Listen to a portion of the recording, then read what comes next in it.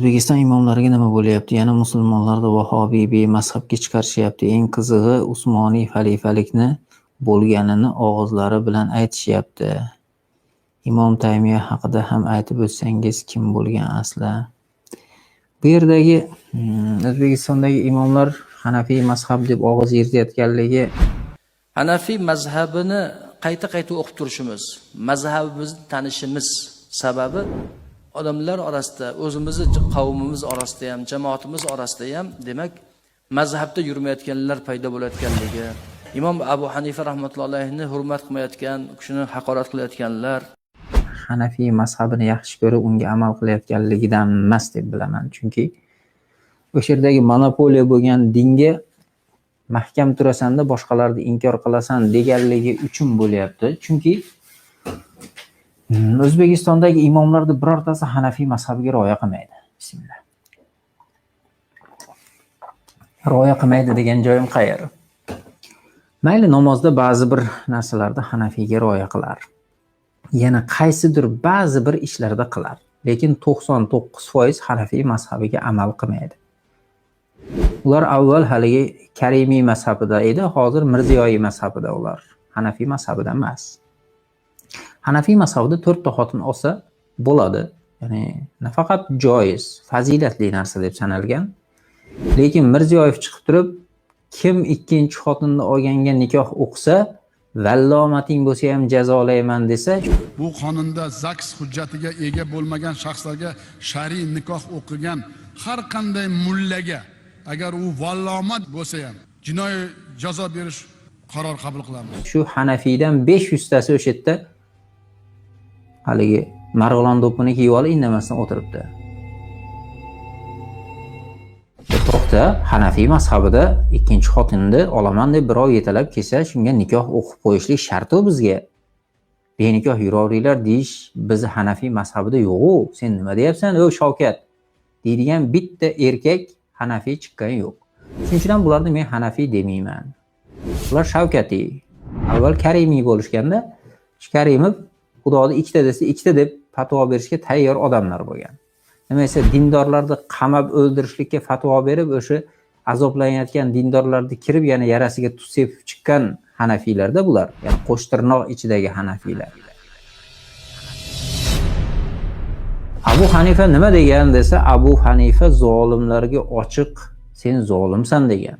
Ya'ni ular ibodatdagi 5 mahal namoz o'qiydigan hokimlar edi. Alloh so'zlarini oliy qilish uchun g'azot qiladigan hokimlar edi. Shular zolimlik qilsa sen zolimsan degan.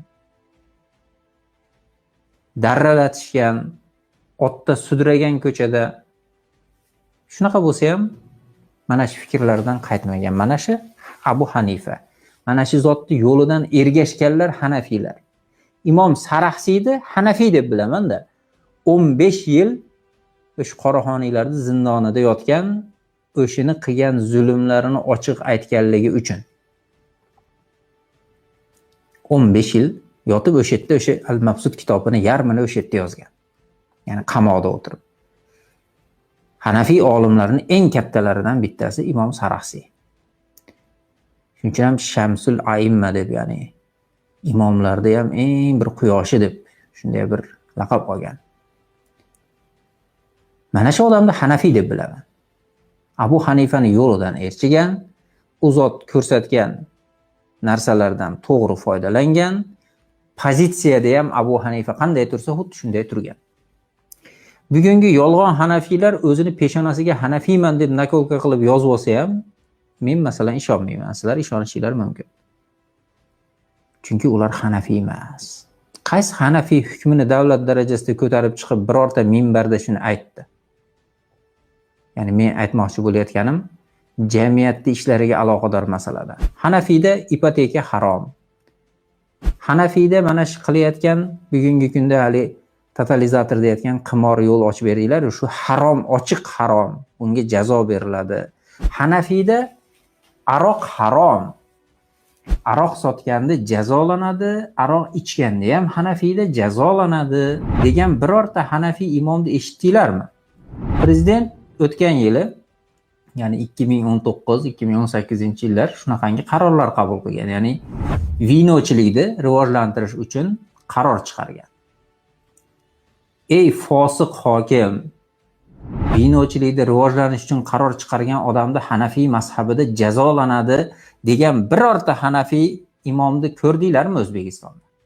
Bitta bo'lsa shuni aytsanglar, ya Alloh rozi bo'lsin. Har kuni 5 mahal namozda duo qilamiz shu odamni. Bitta erkak Hanafiy bor ekan deb. Insof bilan bo'lsin-da. Hanafiy bo'lib turib, hali men Hanafiyman, biz Hanafiydan boshqa mazhabda namoz o'qimadi to'polon qilayotganlar. Nima sizlar faqat namozda Hanafiymisizlar?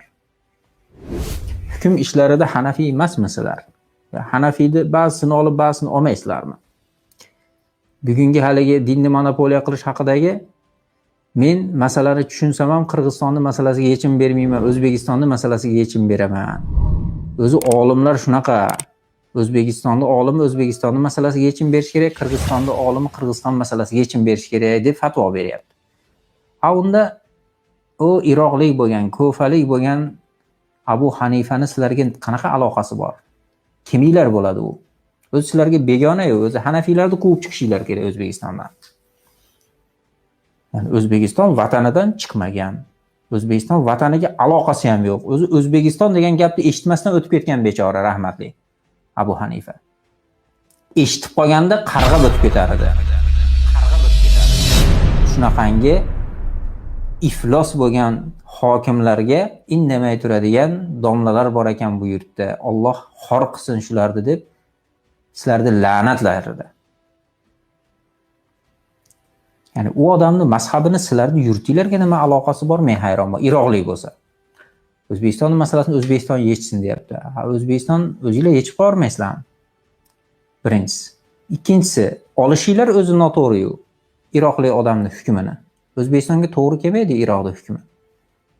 Ya uni peredelka qilib o'zingizlarga tushadigan qilib olasizlarmi? Haligi gaplaringlar shunaqa chalkashki, hatto sizlarni eshitayotgan o'zi muridlaringlar ham ba'zida hayron bo'lib qoladi, nima deyishini bilmasdan-da. Shuning uchun biz masjidda Hanafiyda o'qiladi deb to'polon qilayotganlar bor-ku, boshqacha o'qiyotganlarni mana kameralar yozyapti, ertaga olib borib seni shunaqa qiladiki, ha, ko'ramiz o'shunda deb turib kameralar bilan qo'rqitayotganlarni biz ham Allohning kameralari haqida eslatib qo'yaylik. Sizlarda ham har bitta og'zingizlardan chiqayotgan fasod gaplaringlarni, kofirlarga qilayotgan qulluqlaringlarni va unga chaqirayotgan, itoatiga chaqirayotgan fasodlaringlarni Allohning kameralari yozib turibdi.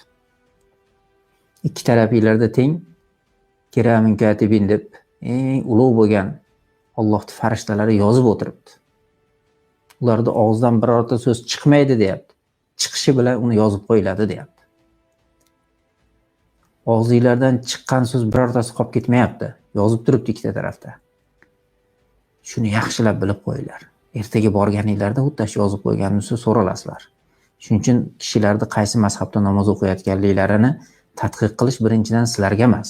Odam o'zi ma'qul ko'rgan, ya'ni ma'qul ko'rishdan murod dalillariga rozi bo'lib, mana shu dalilga amal qilaman degan mazhabida namoz o'qiydi. Masalan, men Hanafiy mazhabidaman, juda ko'p masalalarda Abu Hanifani yechimlariga qanoat hosil qilganman. Lekin bu degani boshqa mujtahidlarni berayotgan yechimlari, dalillari, fatvolari noto'g'ri degani emas-da. Ular ham bir dalilga suyanib aytayapti. Shuning uchun aytamiz, bularda ham asosi to'g'ri. Lekin masalani tushunishlikda mana bu mujtahidga o'xshab tushunmayapti deymiz, xolos. Farqi shunda. Adashgansan buni masjiddan quvish kerak, buni kameraga tortib olib borib uni sotish kerak degan narsalarni aytmaymiz-da, Allohdan qo'rqish kerak unaqa narsalarni aytishga. Shuning uchun bemazhablik boshqa deyotgan narsani ko'tarayotganlar u imomlar emas, o'zi tepadan ko'tarasan deyapti. Endi nima deb ko'tarsan? Hanafiy mazhabi deb ko'taryapti-da. Xuddi bir Hanafiy mazhabiga amal qilib qoyillatib qo'yganga o'xshab. Qaysi mazhabda sizlar, qaysi masalada Hanafiysizlar tushunmayman. Shu namozda Hanafiy bo'lishi mumkin. Lekin boshqa masalalarchi? Boshqa masalalarda nima Hanafiy emaslar? Nimaga Dorul Islom masalasida Hanafiy emaslar? Hanafiylarda Allohning hukmlari qoyim bo'lgan yurt Dorul Islom, Allohning hukmlari qoyim bo'lmagan yurt Dorul Kufr deyilgan Hanafiy mazhabida. Nimaga mana shu mazhabda Hanafiy deb ushlamaysizlar? O'zi chunki sizlar Hanafiy emassizlar. Sizlar nafsiylarga ergashadigan, sizlarga buyurayotgan haligi fosiq xo'jayinlaringlarni ra'yiga qarab yuradigan odamsizlar. Tavba qilinglar tezroq. O'lib Robbiylarga shunaqa bir haromxo'rlik bilan ro'para bo'lishinglardan avval.